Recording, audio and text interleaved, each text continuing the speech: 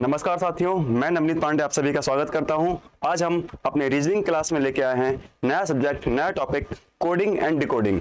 Coding और decoding के साथ साथ हम ये भी समझेंगे कि किस तरीके से कोडिंग और डिकोडिंग के सवाल हमारे पास सीयूईटी के बेसिस पे तैयार होते हैं और क्या क्या चीजें हमारे पास कोडिंग डिकोडिंग में पूछी जा सकती हैं। बच्चों, सभी से मेरा विनम्र निवेदन है कि आप हमारे चैनल को, कटारे क्लासेस को लाइक, सब्सक्राइब, शेयर भी कर दीजिएगा। ठीक है बच्चों, आज हम अपनी दूसरी क्लास रीजनिंग की, जहां पे डायरेक्शन के ऊपर हमने कुछ बात की थी, डायरेक्शन के ऊपर कुछ चीजें हमने डिस्कस किया था, डायरेक्शन के क्वेश्चंस के बारे में भी डिस्कस किया था। तो उसी तरीके से आज हम नए सेक्शन के ऊपर आगे बढ़ेंगे जहां पे हम दिया गया है कोडिंग एंड डिकोडिंग। देखिए, कोडिंग और डिकोडिंग दो तरीके से वर्ड है अपने पास। जहां अगर हम बात करें पहला कोडिंग एंड डिकोडिंग, रीजनिंग का बहुत ही प्यारा टॉपिक है ये कोडिंग और डिकोडिंग। ठीक है, अगर इसको हिंदी में अगर समझने की बात करें तो देखिए, अगर किसी हिंदी में अगर हम इसको बात करें समझने की, तो कूट भाषा को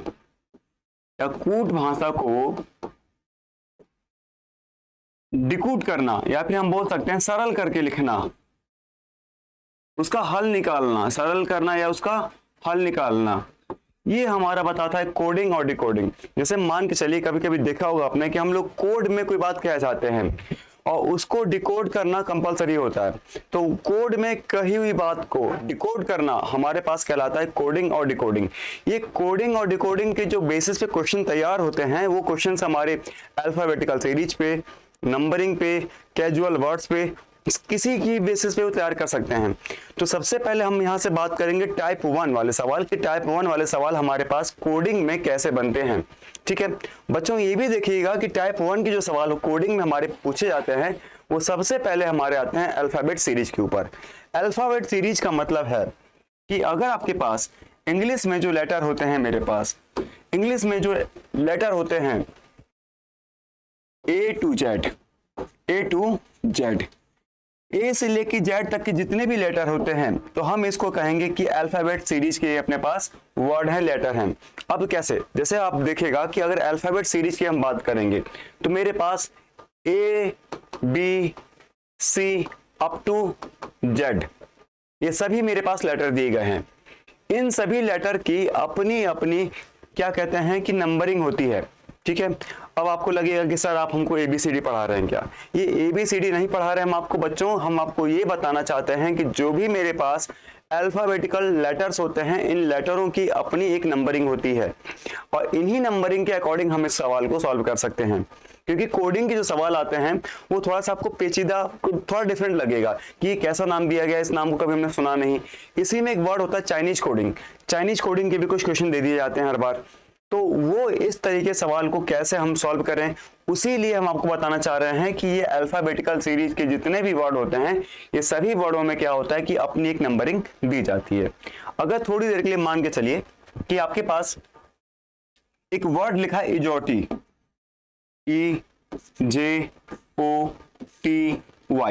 ये जो वर्ड आपके पास इजोटी लिखा गया है बच्चों, तो इस इजोटी का जो नंबरिंग बनता है वो बनता है 5, 10, 15, 20, 25।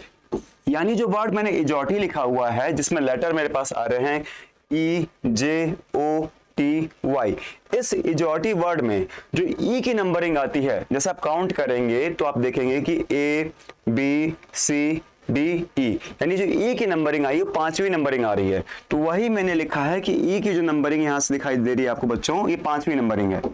उसके बाद जे की जो नंबरिंग आएगी अल्फाबेट्स में, वो 10th नंबर आएगा उसका। ओ की नंबरिंग आएगी 15th, टी की नंबर 20, वाई की जो नंबरिंग आएगी वो आएगी 25। तो यहां से मेरे पास इजोटी की जो नंबरिंग तैयार हुई है वो हुई है 5, 10, 15, 20, 25।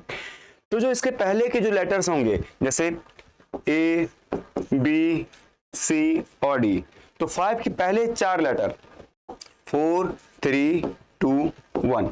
तो यहां से अगर आपसे पूछ दिया जाए, कॉमन सी बात है, बहुत पहला सवाल, बहुत सरल सवाल, ये कह लीजिए नर्सरी के सवाल, कि भाई M की नंबरिंग क्या होगी, M की मेरे पास नंबरिंग क्या होगी। अगर आपसे बहुत आसानी से पूछा जाए कि M की नंबरिंग मेरे पास क्या निकल के आएगी, या फिर आपसे कहा जाए कि पी की नंबरिंग आपसे क्या निकल के आएगी। ठीक है, तो आप देखेंगे कि आपके पास जो लेटर हैं उन सभी की अपनी नंबरिंग दी गई है। तो सबसे पहले आप ये देखिए कि जो आपका एम आता है ये किसके नियर बाई है, जो एम लेटर आपका किसके नियर बाई आ रहा है। भाई ई के आएगा नहीं, जे के आएगा नहीं। अब देखेंगे आप कि जे के ठीक बाद एम एन ओ, उसके कुछ बाद एम एन ओ आता है, तो ओ के ठीक पहले एन है, ठीक पहले उसके एम है। तो अगर ओ की नंबरिंग 15 है, अगर ओ की नंबरिंग 15 है तो इसकी ठीक पहले जो नंबरिंग होगी, पहले मतलब इसके पीछे जो नंबरिंग होगी वो नंबरिंग रही होगी एन की। तो एन की रही होगी 14, तो एन की रही होगी, अगर एन की नंबरिंग मेरे पास 14 रही होगी तो मेरे पास जो एम की नंबरिंग होगी, एम फॉर मंकी, उसकी नंबरिंग रही होगी 13। तो यहां से m की नंबरिंग हमको क्या पता चली, 13। यानी 15 से अगर हम -2 कर दें, 15 से अगर हम -2 कर दें तो हमको मिल जाएगा m। और अगर 15 से +1 कर दें, क्योंकि o के ठीक बाद क्या आता है p, तो ठीक बाद जो आएगा वो o के बाद आएगा, वो आएगा p, यानी इसके बाद 15 के बाद +1 यानी एक आएगा 16। तो यहां से हम बेसिकली अगर बात करें तो नंबरिंग और लेटर का जो नंबर है, हर लेटर का अपना एक अलग कोड और एक अलग नंबर होता है। तो यहां से आप देख पा रहे होंगे कि हर लेटर का एक अपने पास नंबर यहाँ पे दिया गया है, क्योंकि इंग्लिश अल्फाबेट्स में 26 लेटर होते हैं। अब 26 लेटर्स का जैसे सबसे पहला लेटर जो काउंट होता है वो ए काउंट होता है, फिर उसके बाद B, C, D up to लेके जो एंड का लेटर होता है सबसे आखिरी वो है 26 यानी जेड। तो यहां तक आप देख पा रहे होंगे बच्चों कि मेरे पास जो मैंने नंबरिंग लिखी है इजॉटी, इस इजॉटी से हम किसी भी वर्ड का नंबर निकाल सकते हैं। अब मान के चलिए किसी ने कहा भाई हमको W का नंबर बताइए, तो आप ये देख लीजिए कि W किसकी नियर बाई आ रहा है। भाई E के पास आएगा नहीं, J के पास आएगा नहीं, O के पास नहीं आएगा, T के ठीक बाद आता है, T के ठीक बाद इसके बाद पता है U V W, तो तीसरे नंबर पे T के ठीक आगे +3 करने पे आपको मिलेगा W, क्योंकि T यहाँ पर हो गया तो U मिलेगा, उसके बाद V मिलेगा, फिर W मिलेगा। तो 20 के बाद 3 हमको और जोड़ना है, तो 21, 22, 23, उसके बाद 23 नंबर जो हमारे पास होगा वो क्या निकल के आएगा, W का। देख लीजिए T का नंबरिंग कितना है 20, उसके बाद U V W, T के बाद आपके पास क्या है बच्चों U V W, तो U के लिए 21, V के लिए 22 और W के लिए अपने पास आया नंबरिंग 23। तो ये जो मेरे पास कोड निकल के आया है वो सभी लेटरों का अपना अलग अलग एक कोटेशन दिया गया है। ठीक है बच्चों, अगर मान लीजिए किसी बच्चे को ये लगता है कि सर इजॉटी से हम याद नहीं रख पाएंगे, हम भूल जाएंगे, तो आप याद रखने का एक तरीका और आप यहाँ पे देख सकते हैं कि सबसे पास जो लेटर वर्ड बनता है वो बनता है सिफ्लोरक्स से। सिफ्लोरक्स एक खांसी की दवा थी जो बैन हो गई है, ऐसा कहा जाता है सिफिलोरक्स। तो यहां से भी आप उसको नाम याद रख सकते हैं, बस आपको कुछ नहीं करना है, बस सिंपल से एक नाम लिख देना है सिफिलोरक्स। तो ये सिफिलोरक्स जो नाम है ये खांसी के सिरप का नाम है, और ऐसा कहा जाता है कि इसमें अल्कोहल की मात्रा ज्यादा थी तो उसको क्या कर दिया गया, बैन कर दिया गया है, क्योंकि अल्कोहल कंज्यूम करने के बाद हल्का हल्का थोड़ा सा नींद जैसी आती है, तो इसलिए हमने उसको क्या कर दिया, बैन कर दिया। तो इस सिफिलोरक्स में क्या है कि मेरे पास जो लेटर की जो नंबरिंग दी गई है वो 3 की गैपिंग में दी गई है। देख लीजिए कैसे, आप यहां देखेंगे कि आपके पास 3, 6, 9, यहां पर 12, यहां पर 15, उसके बाद 21, उसके बाद 24, उसके बाद 27, ये नंबरिंग पे हमारे पास लेटर तैयार किए गए हैं। तो ये तो आपके लिए बहुत आसान हो जाएगा, क्योंकि इसमें सिफ्लोरक्स दिया गया है। सिफ्लोरक्स बोले तो CFILORUX, ये जो वर्ड सिफ्लोरक्स है, ये जो आपके पास जो वर्ड सिफ्लोरक्स है, इस सिफ्लोरक्स में आप देख पा रहे होंगे 3, 6, 9, 12, 15, 21, 24, 27, यहाँ पर 3 का गैप दिया गया है। तो यहाँ से अगर आपसे पूछा जाए एम का कोड क्या बताइए भाई, तो आपको पता है एल के बाद सीधे ठीक बात आता है एम, तो एम के बाद 12 के बाद क्या आ जाएगा 13, आसानी से आप निकाल लेंगे।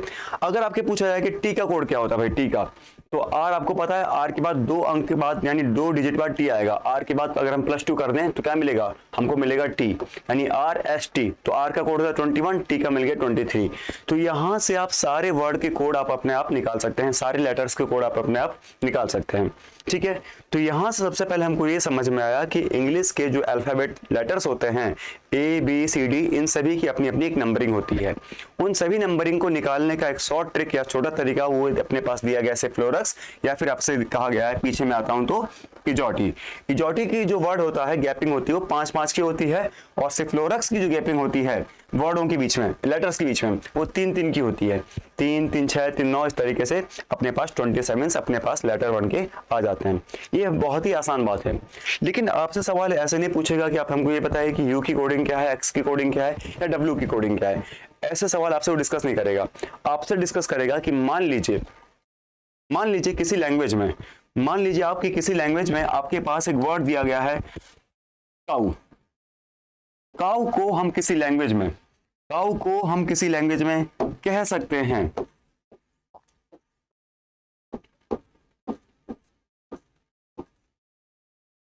डीपीएक्स। क्या कह सकते हैं? डीपीएक्स। काऊ को किसी कोड में हमने कह दिया डीपीएक्स। काऊ को किसी लैंग्वेज कोड में हमने क्या बोल दिया? डीपीएक्स। तो उसी लैंग्वेज में हमने ब्राउन को कहा, ब्राउन, BROWN। ब्राउन को हमने नाम दिया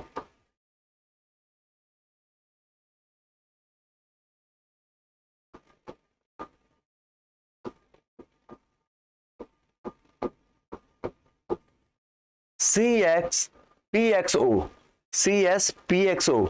हमने काऊ को नाम दिया डीपीएक्स और ब्राउन को नाम दिया CSPXO। तो उसी लैंग्वेज को अगर हम आगे कंटिन्यू करें तो हम लोग डीफ को क्या नाम देंगे? DEAF। डीफ का कोड यहां से क्या निकल के आएगा? ये है आपका टाइप 1 का पहला सवाल। बच्चों बिल्कुल मत घबराइएगा, सबका साथ और सबका विकास। साथ ही साथ आपको ये भी याद रखना है, घबराना बिल्कुल भी नहीं है। ठीक है बच्चों, घबराना इसलिए बिल्कुल नहीं है क्योंकि ये टाइप 1 का सवाल है। टाइप 1 के सवाल बहुत आसान है, परेशान बिल्कुल मत होइएगा। एक एक चीज मैं आपको क्लियर करूंगा, जब तक क्लियर नहीं होगा मैं आगे नहीं बढ़ूंगा। ठीक है, काऊ लिखा है काऊ। काऊ को किसी अगर कोड में, काऊ को हमने नाम दिया डीपीएक्स। उसी भाषा में ब्राउन को हमने नाम दिया CSPXO। काऊ को नाम दिया डीपीएक्स, ब्राउन को नाम दिया DSPXO। तो उसी भाषा में हम डीफ को क्या कहेंगे? उसी लैंग्वेज में हम डीफ को बच्चों क्या कहेंगे? तो आपको पता होना चाहिए कि बच्चों यहाँ पर जो कोडिंग दी गई है, यहाँ पर जो आपको कोडिंग दी गई है वो +1 की कोडिंग दी गई है। कैसे? C से अगर आप यहाँ पे +1 करते हैं तो क्या मिलता है? D। O से अगर आप +1 करते हैं तो क्या मिलता है भाई? P मिलता है। उसके बाद अगर आप W से +1 कर देंगे तो आपको क्या मिलेगा? X मिलेगा। यानी यहाँ पे आपने देखा कि जो ऑर्डर दिया गया है वो ऑर्डर यहाँ पर दिया गया है +1 का। +1 C में भी किया गया है, +1 O में भी है, +1 W में भी है। उसके बाद जो ब्राउन में ऑर्डर है वो भी आप ऑर्डर चेक कर लीजिए। अगर ऑर्डर सेम होता है तो हमको यहाँ से ये मालूम चलेगा कि जो हमने कोडिंग किया है वो सेम ऑर्डर पे कोडिंग किया है। कभी कभी क्या होता है कि अगर मान के चलिए कि यहाँ पर +1 फिर -1 फिर +1 फिर -1, और सेम चीज में आप देखेंगे कि यहाँ पर सब में +1 हो रहा है। यहाँ पर भी B के बाद ठीक बात क्या आ गया? C आ गया, यानी +1 कर दिया हमने। R के बाद ठीक बात S आया, यानी हमने क्या किया? +1 किया। O के बाद P आया, हमने यहाँ +1 किया। W के बाद X +1, और N के बाद O यानी +1। यानी जो कोडिंग हमसे दी गई है वो कोडिंग हम यहाँ पे +1 की कोडिंग यहाँ पे दी गई है कि कोई भी लेटर दिया गया हो उसके आगे अगर +1 कर देंगे तो उसकी डिकोडिंग हमको मिल जाएगी। कोडिंग +1 की है, डिकोड करना हमारा काम है। तो D के आगे आपको क्या करना है भाई? +1, E के आगे +1, A के आगे +1, F के आगे +1। तो सिंपल सी बात है, D के आगे जब आप +1 करेंगे तो आपको मिलेगा E, और E के आगे अगर +1 करेंगे तो आपको मिलेगा F, और A के आगे +1 करेंगे तो B, और F के आगे +1 करेंगे तो मिलेगा G। ये हमारा कोड निकल के आया, जो बन के आया EFBG। ये हमारा हो गया आंसर। तो सबसे पहला टाइप 1 में सबसे पहला सवाल, सबसे सरल सवाल वो ये दिया गया था कि किसी भी तरीके से कोई भी कोड अपने को दिया गया है, उस कोड में हमको पहले ये डिकोड करना है कि कहा क्या गया है। तो आपने पहले देखा कि काऊ के बाद अगर डीपीएक्स बनता है, काऊ के बाद अगर डीपीएक्स बनता है तो इस डीपीएक्स को बनाने के लिए हमने जो कोड देखा वो देखा +1 का कोड यहाँ पे फॉलो किया जा रहा है। तो उसी कोड को फॉलो करते हुए हमने डीफ को डिकोड किया और आंसर निकाला EFBG। बहुत ही आसान है बालकों, बहुत आसान है। ठीक है, अब इसके बाद जरा इसका अगला सवाल देखते हैं। अगर मान लीजिए किसी भाषा में, किसी लैंग्वेज में, किसी कोड में हम टीचर को TEACHER टीचर को जो कोड देते हैं या जो कोड हम देते हैं टीचर को, वो कोड का नाम है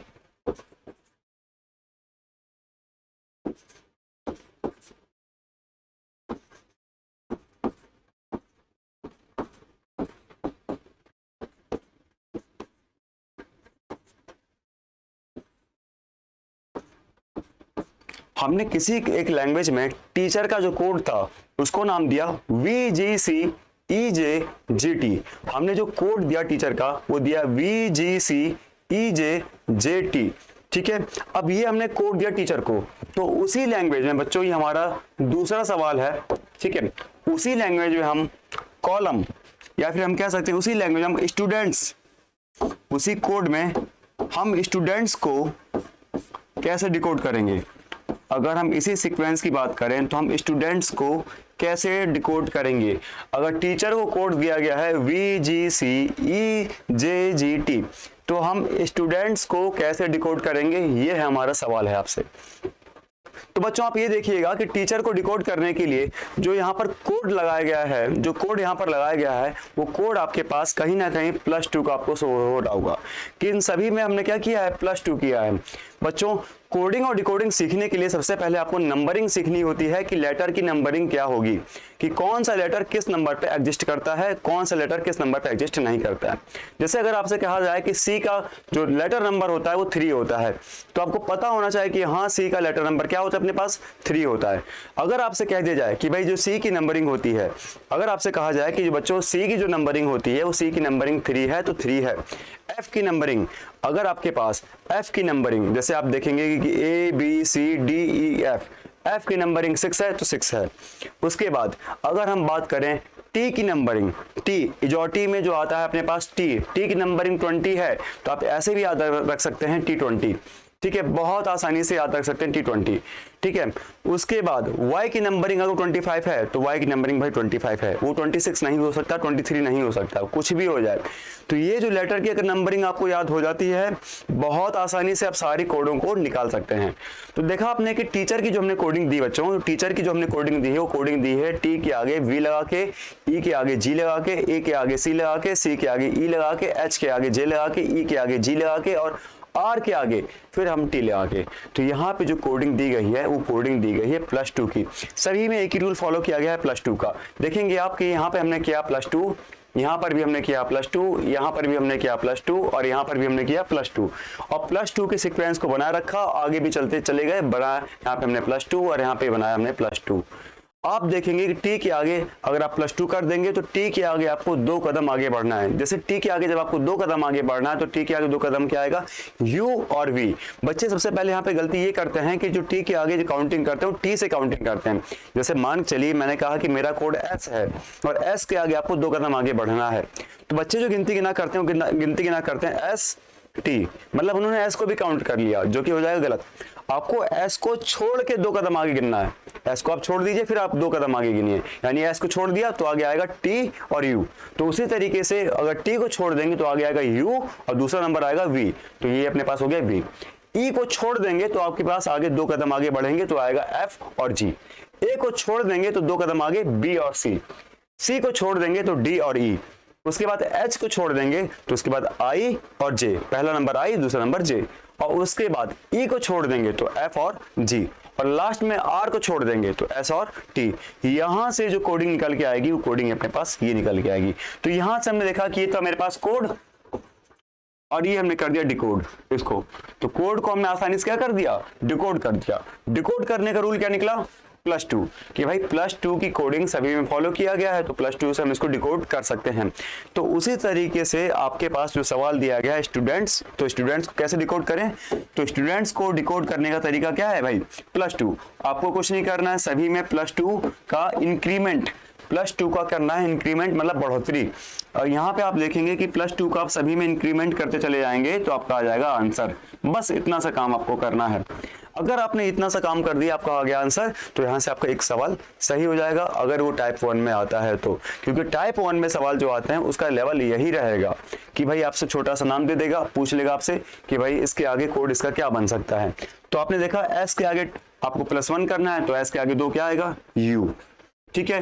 टी के आगे वी, यू के आगे, तो यू के आगे आपको पता है कि उसके बाद वी आएगा, फिर डब्ल्यू आएगा, डी के आगे एफ, ई के आगे जी, एन के आगे पी और टी के आगे वी। ये आपका बन गया आंसर। तो ये आपका बन गया आंसर बच्चों कि हमने कोड को डिकोड कर लिया। तो यहां से हमारे पास टाइप 1 जो चीज है वो टाइप 1 समझ में आती है कि बस सिंपली देखना है कि +1 हो रहा है या +2 हो रहा है या +3 हो रहा है या -1 हो रहा है। ऐसा भी हो सकता है कि आपके पास यहाँ पे -1 भी दिया गया होगा या -2 भी दिया गया होगा। आपको सब चेक करके चलना है कि यहाँ पर कोड क्या फॉलो किया जा रहा है। और फॉलो करने का तरीका क्या है कि आप सभी का सीक्वेंस देखिए कि हर सीक्वेंस में कौन सा कोड लग रहा है। क्या सभी में +2 लगाया जा रहा है, या कभी कभी ऐसा होता है कि किसी में +2 किसी में +-1, ठीक है। एग्जाम्पल के तौर पर अगर मैं बात करूं तो ये सभी सब टाइप 1 में ही आते हैं बच्चों, घबराइएगा बिल्कुल मत कि सभी हमारे पास टाइप 1 में ही आते हैं। देखिए अगर मैं आपसे कहूं किसी एक भाषा में डीफ को, सवाल नंबर 3 अपने पास ही है, किसी एक भाषा में डीफ को DEAF, डीफ को हमने लिखा, या किसी की लैंग्वेज में डीफ को हम लिख रहे हैं EDBE। हम क्या लिख रहे हैं कि भाई डीफ को हमने नाम लिखा EDBE, ठीक है। उसके बाद उसी भाषा में हम डम्ब को क्या लिखेंगे, DUMB, डम्ब को हम उसी भाषा में क्या लिखेंगे। आपसे सवाल आपसे कहा गया है कि आपने किसी भाषा में डीफ को इंडिकेट किया, लिखिए EDBE, और उसी भाषा में हाँ आप डम्ब को क्या इंडिकेट करेंगे। बड़ा अच्छा सवाल है। तो आप देख पा रहे होंगे बच्चों कि डीफ को इंडिकेट करने के लिए जो कोड यहाँ पे यूज किया गया है वो डी के आगे किया गया है +1, कि डी के आगे +1 करेंगे तो आपको मिलेगा ई। यहाँ पर क्या हो गया +1। ई के आगे जो किया गया है वो -1 किया गया है, क्योंकि ई के ठीक पीछे होता है डी, यहाँ पर किया गया है -1। तो +1 पहले था, -1 बाद में। फिर ए के आगे ठीक भी, यानी यहाँ पर भी किया गया है +1, और एफ के ठीक पीछे ई, तो यानी -1। तो यानी कोड यहाँ पे जो फॉलो किया गया है वो फॉलो किया गया +1 -1 +1 -1। तो इसी कोड को, सीक्वेंस को याद में रखते हुए हम आगे बढ़ेंगे और वही चीज यहाँ पर क्या करेंगे, अप्लाई कर देंगे। ठीक उसी कोड को जब आप अप्लाई करेंगे तो आपके पास आपका बन जाएगा आंसर। जैसे कि आप देख पा रहे हैं कि डी के आगे आपको +1 करना है, तो डी के आगे +1 यानी ई। उसके बाद क्या लिखा है यू, अब यू के आगे -1, तो क्या बनेगा भाई टी, क्योंकि यू से ठीक पहले आता है टी। एम का जो कोड है आपके पास, जो एम का कोड है इसमें क्या करना है, +1 करना है, क्योंकि +1 -1 फिर +1 तो आएगा एन। और बी का कोड है, अगर बी लिखा है, बी का कोड आपके पास पता है आपको 3 होता है, और सॉरी बी का कोड आपके पास 2 होता है, तो 2 से आपको क्या करना है, कम करना है, तो यानी बन जाएगा ये ए, यानी -1 क्या बनेगा ए।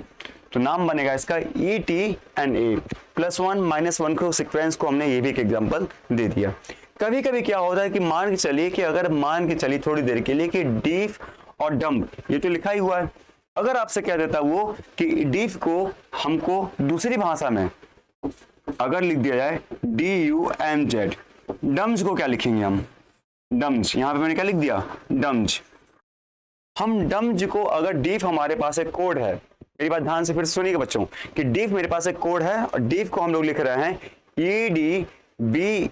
एक बार इसको मत देखिए, एक बार के लिए मैं कह रहा हूं कि इसको आप सवाल को मत देखिए, सिर्फ इतना देखिए कि डीफ को आपने क्या लिखा EDBE।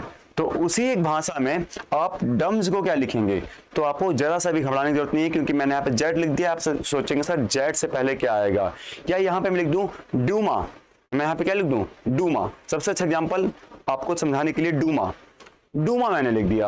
अब डूमा क्या मतलब हुआ कि भाई डी के आगे +1 तो हम कर लेंगे, डी के आगे +1 करेंगे तो आंसर मेरे पास बन जाएगा, वो बन जाएगा ई। यू के आगे -1 कर लेंगे भाई, तो यू के आगे -1 करिएगा तो आपका आंसर बनेगा टी। m के आगे +1 कर लेंगे तो बन जाएगा आंसर हमारे पास n। और a के आगे जब आप -1 करेंगे, जब आप a के आगे -1 करेंगे तो आपका आंसर क्या बनेगा भाई? a से पहले तो कोई आ जाएगा नहीं, तो a से पहले सीक्वेंस में आता है z। क्या बनेगा? z। क्योंकि जब आप ABCD का जो ऑर्डर देखेंगे वो सर्कुलर में रखेंगे तो a के ठीक पहले खत्म हुआ होगा z। z जैसे खत्म हुआ उसके बाद क्या आ जाएगा? a। z के खत्म होने के बाद आ गया a, तो a के ठीक पहले क्या था? z। तो ये हमारा आंसर बन जाएगा ETNZ। क्योंकि सबसे ज्यादा बच्चों को कंफ्यूजन इसी बात पे आती है कि सर अगर मान के चलिए वहां पर a दे दिया गया तो a के ठीक पहले क्या लिखेंगे हम? तो a के ठीक पहले लिखेंगे z, और z के ठीक बाद क्या लिखेंगे? z के ठीक बाद लिख सकते हैं हम a। अगर यहाँ पे z शुरू से शुरुआत में होता, ठीक है, जुमा लिखा होता, z शुरुआत में होता, z के ठीक बाद क्या आता है? a आता है। तो यहाँ से जरा सा भी आपको कंफ्यूज होने की नीड नहीं है, ठीक है। चलिए अब हम बात को थोड़ा सा और आगे बढ़ाते हैं। अगर आपके पास मान के चलिए उसी लेवल में थोड़ा सा और आगे बढ़ाएं, उसी लेवल में आपसे कहा जाए, एक सवाल मैं आपसे बोलता हूं कि उसी लेवल में आपसे कहा जाए बॉक्स।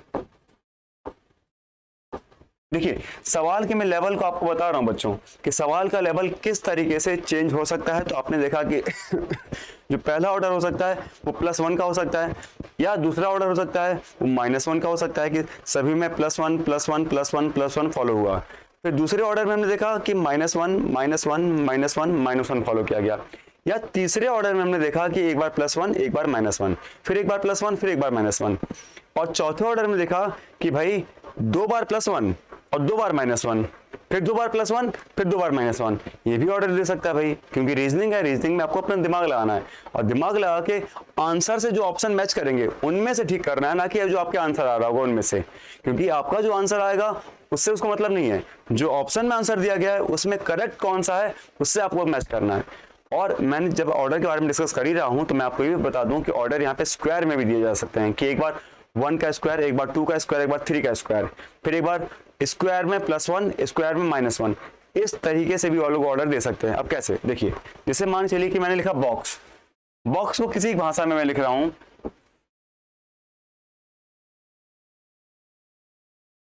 2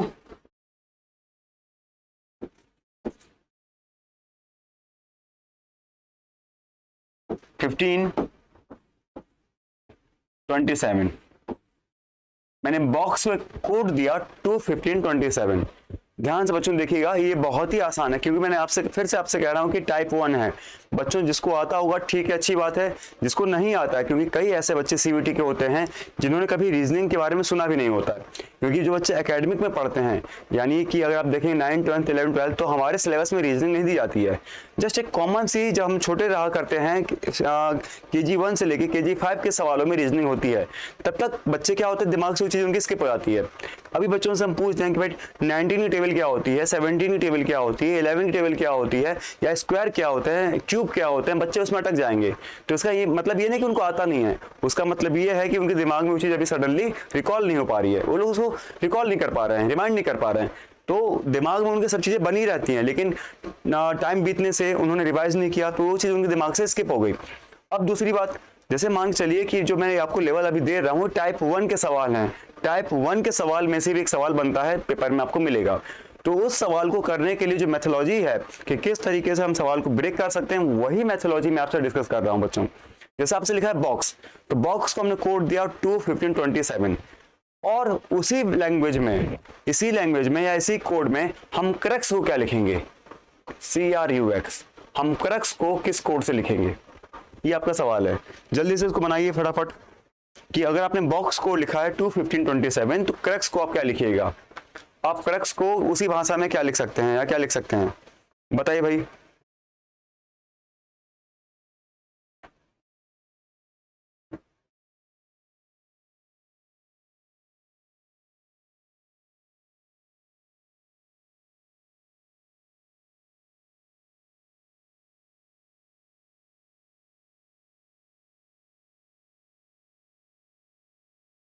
मेरे ख्याल से सभी का आंसर आ गया होगा इतनी देर में कि भाई जो हमने बॉक्स को क्रक्स लिखा, तो क्रक्स को हम क्या लिख सकते हैं। तो आपको पता होगा कि क्रक्स को लिखने का तरीका बहुत आसान है, हमने कुछ नहीं किया है, हमने लेटर का बस नंबरिंग कर लिख दिया और कुछ नहीं। बी की नंबरिंग दूसरी होती है, हमने यहाँ पे 2 लिखा है। ओ की नंबरिंग यहाँ 15 होती है, हमने 15 लिखा है। एक्स की नंबरिंग यहाँ 27 होती है, तो हमने यहाँ पे 27 लिखा है। तो आप देख पाएंगे कि जो क्रक्स लिखा हुआ है ना, क्रक्स, तो इसकी भी हमको क्या लिखना है, लेटर के नंबरिंग, यानी अल्फाबेटिकल का जो नंबर पड़ता है वही नंबर हमको यहाँ पे लिखना है। तो सी की नंबरिंग क्या होगी बाई 3।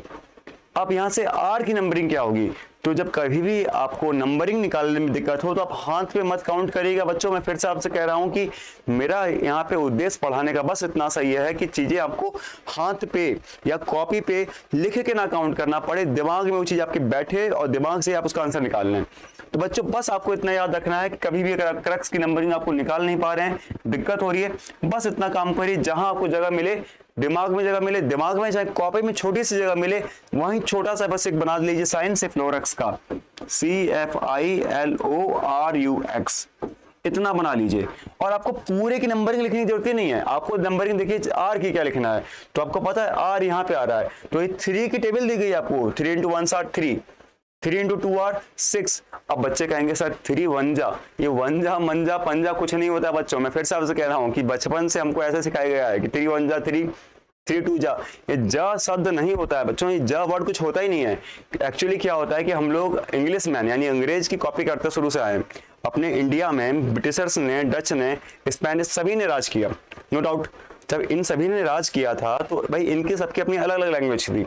ब्रिटिशर्स अपनी ब्रिटिश लैंग्वेज बोलते थे, डच की बोलते थे, जर्मन के अलग थे, फ्रेंच के अलग थे, पोर्टुगीज यानी पुर्तगाली वो अलग थे, सबकी अपनी अलग अलग लैंग्वेज थी। तो इंडियन के पास जो लैंग्वेज आई वो सबका मिक्सअप है। बेटा एक हिंदी का वर्ड बहुत कॉमनली सबके घर में बोला जाता होता है नलायक। नलायक नाम का कोई वर्ड ही नहीं होता है। एक्चुअली जब अंग्रेज आए थे ना, तो अगर उनको कोई चीज पसंद आती थी तो कहते आई लाइक दिस या आई लाइक इट। अगर नहीं पसंद आया I don't like this, know like, ऐसे बोल दिया उन्होंने। तो उस नो लाइक को अपने इंडियन ने नाम बना दिया नलायक। और नलायक आज इतना पॉपुलर है, इतना पॉपुलर है कि हर घर में बोले जाने वाला कॉमन वर्ड है नलायक। नलायक कोई वर्ड ही नहीं होता है, नो लाइक को बना दिया नलायक। उसी तरीके से एक बार कैजुअली मैं आगरा में गया था। आगरा में जैसे जाके आगरा का फोर्ट है, आगरा का रेड फोर्ट जो है बहुत सुंदर बना हुआ है। तो वहां पे कैजुअली जब मैं ब्रिटिशर से बात कर रहा था, एक फॉरेन कपल थे, तो उनसे बातचीत हो रही थी कैजुअली। तो वो एड्रेस कुछ पूछ रहे थे, तो उनसे कैजुअली बातचीत होने लगी। थोड़ी देर बाद हंसी ठिठोली होने लगी, मजाक होने लगा। तो उसके कुछ देर बाद मैंने उनसे कैजुअली डिस्कस किया। मैंने उनसे ये कहा कि भाई do you know table of 2। तो वो चौंक गया सडनली, उसने बोला कि सॉरी। मैंने बोला कि do you know table of 2। तो बोला या ऑफ कोर्स। तो मैंने कहा टेल मी। तो उसने बोला 2 × 1 = 2, 2 × 2 = 4, स्पीड से बोलने लगा फ्लो में अपने। तो मैंने उसको बोला कि 1 मिनट, मैंने इस हिंदी में कहा कि भाई 1 मिनट। तो फिर उसने बोला फिर सॉरी। मैंने कहा कैन यू स्पीक अगेन। तो उसने बोला कि श्योर। तो उसने फिर से वो टेबल सुनाया। अब वो टेबल सुना कैसे रहा था, वो टेबल सुना रहा था 2 × 1 = 2, 2 × 2 = 4, 2 × 3 = 6, 2 × 4 = 8, इस तरीके से फ्लो में सुना रहा था। वो मंजा पंजा वंजा मंजा नहीं लगा रहा था, वो लगा रहा था 2 × 1 सार।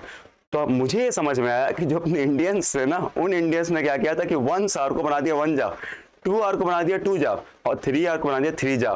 यानी वंजा मंजा पंजा जोड़ के टेबल को नया एक लुक दे दिया, नया निर्माण कर दिया। और हर किसी के स्कूल में यही चीज रटाई जाती है। ना आज दिन तक कभी प्रिंसिपल ने, ना आज दिन तक कभी टीचर ने, ना आज दिन तक कभी पेरेंट्स ने कभी भी इस पे ऑब्जेक्शन नहीं उठाया कि भाई सीबीएसई बोर्ड में बच्चा पढ़ता है या आईसीएसई बोर्ड में बच्चा पढ़ता है, वहां पे जो उसको ये टेबल सिखाई जाती है कि वंजा मंजा पंजा, ये इंग्लिश में ये वंजा मंजा पंजा कहाँ से आ गया भाई? ये वंजा मंजा पंजा इंग्लिश में कहाँ से गया?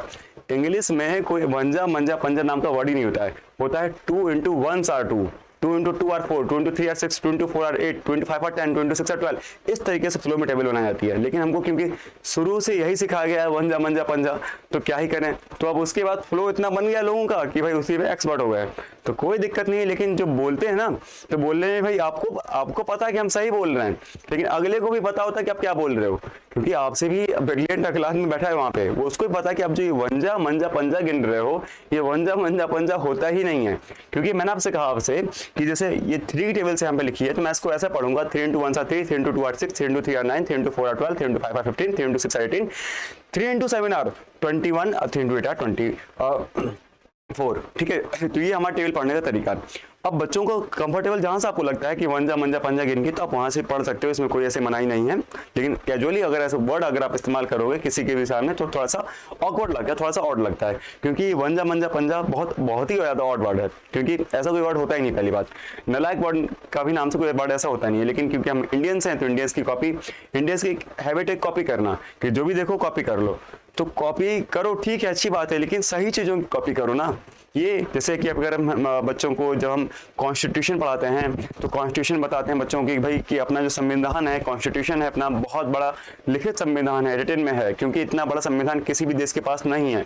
तो हमने ये खुद से नहीं बनाया, हमने कुछ आयरलैंड से लिया है, कुछ ऑस्ट्रेलिया से लिया है, कुछ इंग्लैंड से लिया है, सभी से सब कुछ लेके अपना तैयार किया है। जहाँ की जो चीज़ अच्छी लगी हमने वो चीज़ वहाँ से उनकी ले ली, ठीक है। तो ये अच्छी चीज़ों को हमने गेन किया। अब आप ये क्या गेन कर रहे हो कि पंजा मंजा पंजा बना रहे हो उसको, खैर कोई नहीं। अब आप देखोगे कि यहाँ पे सिफ्लोरक्स में जो कोडिंग आई है सी की वो 3 है, यहाँ पर अपने पास 3 है, यहाँ पर 6 है, यहाँ पर 9 है, यहाँ पर 12 है, यहाँ पे 15 है, यहाँ पे 18 है, यहाँ पे 21 है और यहाँ पे 24। बस आपको कुछ नहीं करना है। कुछ छूट गया क्या? 3, 6, 9, 12, 15, 18, 20 सिफिलोरक्स, ठीक है, ठीक तो है, XY, ठीक है बच्चों, ठीक तो है।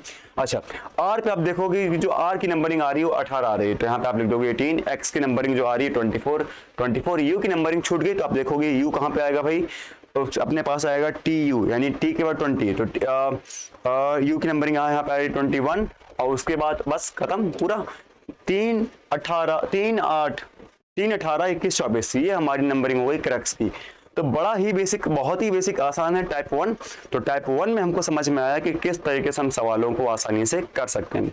ये कोडिंग के बच्चों, मैं फिर से कह रहा हूँ, टाइप 1 के सवाल हैं और टाइप 1 के सवाल बच्चों बहुत ही आसान होते हैं। अगला जो टाइप होगा इसका वो टाइप 2 हुआ, क्योंकि वीडियो ज़्यादा लंबी ना हो। हर सेक्शन को मैंने छोटे छोटे सेक्शन में बनाया है ताकि आपको सारी चीज़ें बहुत क्लियर कट समझ में आए, आपको पढ़ाई में बोरिंग ना लगे, क्योंकि अगर वीडियो में लंबी कर दूंगा तो आपको नींद आएगी और मुझे पता है कि आप इस चीज़ को स्किप कर जाओगे। छोटी वीडियो रहेगी, छोटी चीज़ें रहेंगी, आपको समझ में भी जल्दी आएगा। छोटा सा देख के आपको लगेगा सिलेबस हमारा हाँ खत्म होता जा रहा है।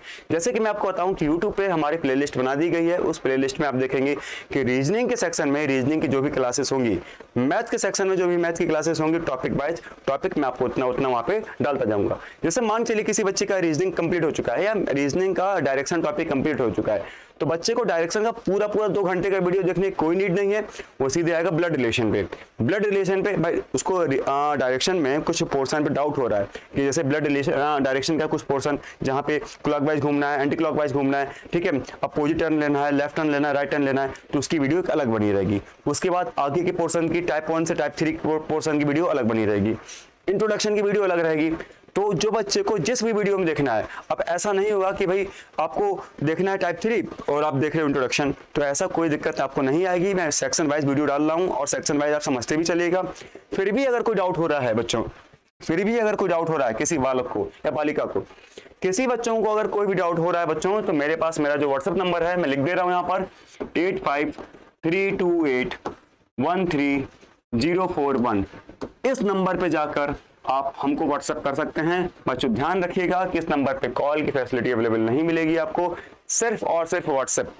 इस नंबर पे व्हाट्सएप करके आप अपने पास डाउट्स पूछ सकते हैं, क्योंकि इस नंबर पे जब आप व्हाट्सएप करिएगा अपना उस क्वेश्चन की फोटो हो तो फोटो भेज दीजिए, या डाउट्स हो तो लिख के डाउट्स भेज दीजिए। हाँ, लेकिन रिक्वेस्ट है क्वेश्चन कंप्लीट भेजिएगा। ये व्हाट्सएप वाले या फेसबुक वाले क्वेश्चन से बचिएगा और अच्छे क्वेश्चन जो आपके लगते हैं कि CUT के लिए स्पेशल हैं, आप उस क्वेश्चन की फोटो खींच के आप हमको भेज दीजिएगा, तो आपका सोल्यूशन आपको मिल जाएगा। जैसे मैं फ्री होऊंगा देखूंगा, आपका सोल्यूशन आपको पहुंचा दूंगा। दूसरी बात, जो पहला सेक्शन आज मैंने डिस्कस किया है टाइप 1 का रीजनिंग का, ये टाइप 1 का जो रीजनिंग का पहला सेक्शन है वो कोडिंग और डिकोडिंग का था बच्चों। इसकी जो दूसरी क्लास होगी वो टाइप 2 से होगी।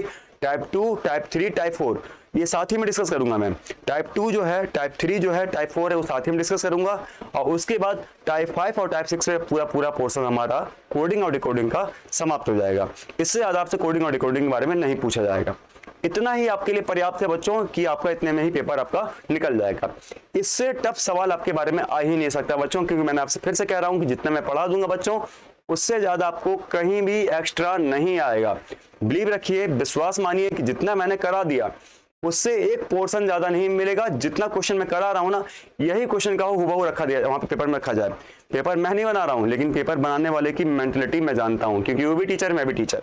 तो टीचर एक दूसरे टीचर की मेंटलिटी को अच्छे से समझ सकता है बच्चों। तो जितना मैं बता दूं, जितना मैं करवा दूं, उतना ही सवाल आपको हुबहू पूरा वहां पर रखा है एज इट इज मिल जाएगा। विश्वास मानिए और जुड़े रहिए हमारे साथ। फिर से मैं कहूंगा, सबका साथ, सबका विकास और सबके साथ। ठीक है बच्चों, तो देखते रहिए और लगे रहिए कटारिया क्लासेस पे।